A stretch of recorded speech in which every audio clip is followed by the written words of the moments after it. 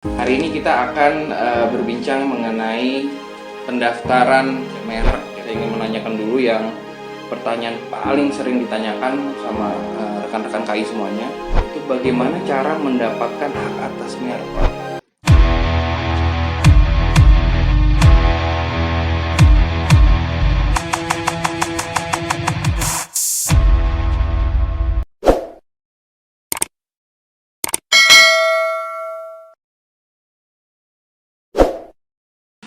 Assalamualaikum warahmatullahi wabarakatuh. Ketemu lagi rekan KI semuanya dengan saya Riza, dan hari ini kita akan berbincang dengan rekan kami Bapak Nabil Baswell. Selamat datang, Pak. Ya, terima kasih Bapak Riza. Iya. Hari ini kita akan berbincang mengenai pendaftaran merek ya, Pak ya. Ya, Betul. Oke. Jadi ada beberapa pertanyaan nih sebelum kita berbincang-bincang. Saya ingin menanyakan dulu yang pertanyaan paling sering ditanyakan sama rekan-rekan KI semuanya, itu bagaimana cara mendapatkan hak atas merek, Pak? Oke. Cara mendapatkan hak atas merek atau dalam hal ini mendapatkan sertifikat pendaftaran merek adalah pemohon dapat mengajukan permohonan pendaftaran mereknya tentunya ke instansi terkait atau dalam hal ini ke Direktorat Merek dan Indikasi Geografis pada Direktorat Jenderal Kekayaan dan Intelektual atau singkatnya DJKI. Hal ini bisa langsung diajukan ke DJKI, namun bisa juga melalui konsultan kekayaan intelektual seperti kita misalnya Ambadar Ambadar. Oke. Jadi itu caranya, Pak ya. Jadi harus mendaftarkan ke DJKI melalui konsultan atau bisa mendaftarkan sendiri ya, Pak? Yes. Oke. Berikutnya ada pertanyaan lagi nih, Pak. Berarti setelah mengajukan permohonan pendaftaran merek, kita akan mendapatkan sertifikat ya, Pak, tadi Pak Nabil tadi sampaikan ya? Iya, kalau lancar. Kalau tidak, jadi intinya setiap permohonan pendaftaran merek tersebut akan mengalami berbagai proses pada DJKI. Pemeriksaan formalitas, publikasi, dan yang terpenting adalah masa pemeriksaan substantif yang akan diperiksa oleh pemeriksa pada Direktorat Merek. Jika permohonan tersebut dinilai tidak bertentangan dengan undang-undang yang berlaku, maka tentunya akan diterbitkan sertifikat merek. Namun yang menjadi masalah adalah ketika permohonan tersebut diajukan namun bertentangan dengan ketentuan yang ada. Tentunya permohonan pendaftaran merek tersebut akan ditolak oleh pemeriksa pada Direktorat Merek. Oke. Jadi bisa ditolak ya, Pak, dengan DJKI ya, Pak ya? Itu kenapa sih, Pak? Merek itu kenapa bisa ditolak ya, Pak? Seperti apa ya, Pak? Case-nya itu, Pak? Kenapa bisa ditolak? Permohonan bisa ditolak. Misalnya suatu permohonan ini diajukan namun sebelumnya terdapat merek yang sudah terdaftar terlebih dahulu. Contoh lainnya, suatu permohonan pendaftaran merek diajukan mirip atau sama dengan nama artis terkenal atau pesepak bola terkenal. Hal ini yang dikatakan bertentangan dengan undang-undang, dan hal ini yang menjadikan dasar pemeriksa untuk menolak suatu permohonan pendaftaran merek. Oke. Nah, mungkin ada cara lain, Pak, supaya merek kita nih nggak ditolak gitu. Ada triknya nggak, Pak? Gimana gitu, Pak? Mungkin bisa sampai ketemu rekan KI semua nih, Pak. Oke, yang paling utama ini kita kembali ke awal dulu. Merek ini bagian dari kekayaan intelektual. Apa sih kekayaan intelektual ini? Ide kreativitas dari manusia. Ide dari kreativitas ini dibutuhkan originalitasnya. Harus original ya, original. Jadi jangan niru, jangan menjiplak, jangan mendompleng. Pertama. Nah, yang kedua, triknya adalah lakukan penelusuran merek. Kita cari tahu dulu apakah merek ini sudah dimiliki pihak lain atau belum. Kalau belum, ajukan. Kalau sudah, ya maaf. Cari dan gali kreativitas Anda untuk mendapatkan suatu merek yang benar-benar baru. Benar-benar baru dan belum pernah ada di pasaran tentunya, Pak ya? Di pasaran dan terdaftar di DJKI. Oke.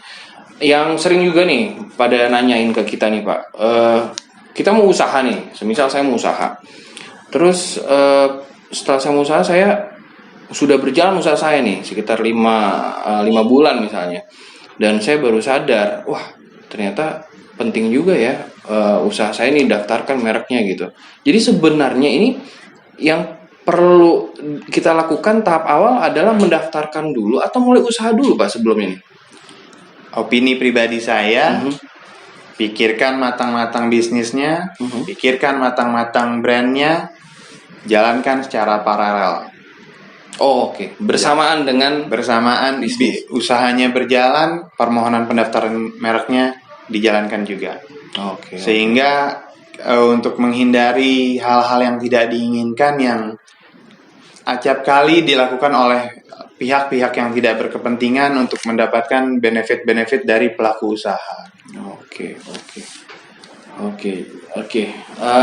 Saya jelas kali ini Pak. Berarti memang kita harus berjalan bersamaan dengan usaha dan harus daftarkan mereknya juga ya Pak ya? Sebaiknya seperti itu. Oke. Kalau misalnya Pak nih, setelah kita daftarkan terus ternyata merek kita ditolak, ya kan?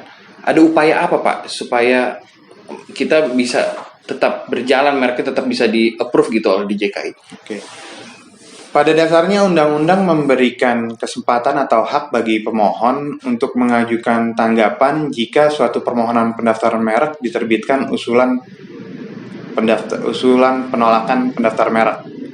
Nah, jika tanggapan tersebut masih ditolak, pemohon masih diberi hak untuk mengajukan banding atas penolakan tetap tersebut. Okay. Jadi masih ada upaya hukum tanggapan.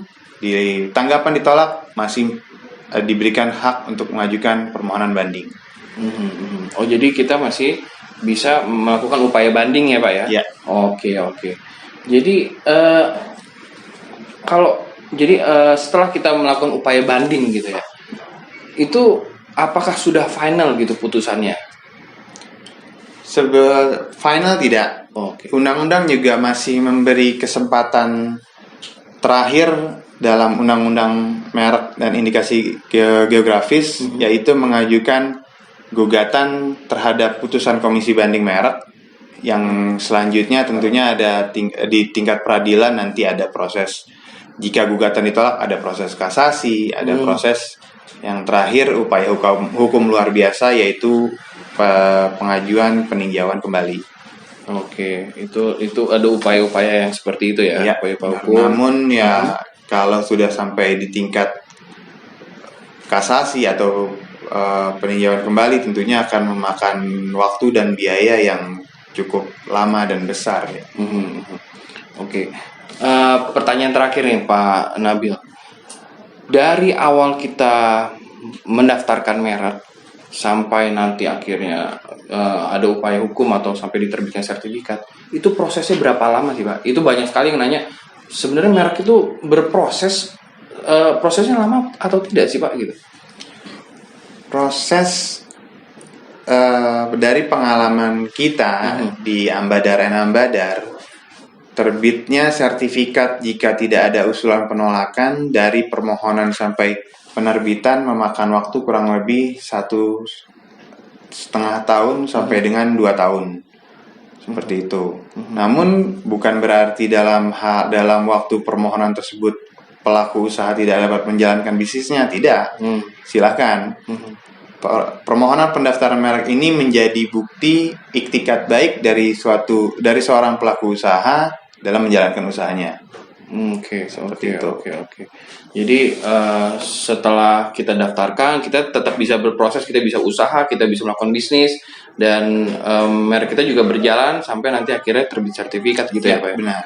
Dan lamanya waktu yang tadi disebutkan 1,5 sampai 2 tahun ini sudah diatur di undang-undang dan juga diterapkan oleh pemeriksa pada Direktorat Merek, di mana pemeriksa Direktorat Merek ini melakukan pemeriksaan bukan hanya dengan merek terdaftar terlebih dahulu yang ada pada database mereka, namun permohonan yang diajukan terlebih dahulu dan juga merek-merek terkenal, dan yang tadi seperti kita bahas, mungkin artis terkenal, Ya. mungkin sepak bola terkenal. Jadi memang diberikan waktu yang cukup agar tidak adanya merek yang terdaftar namun melanggar undang-undang. Oke, berarti brand-brand terkenal itu yang tadi disebutkan yang Pak Nabil itu ya. Iya.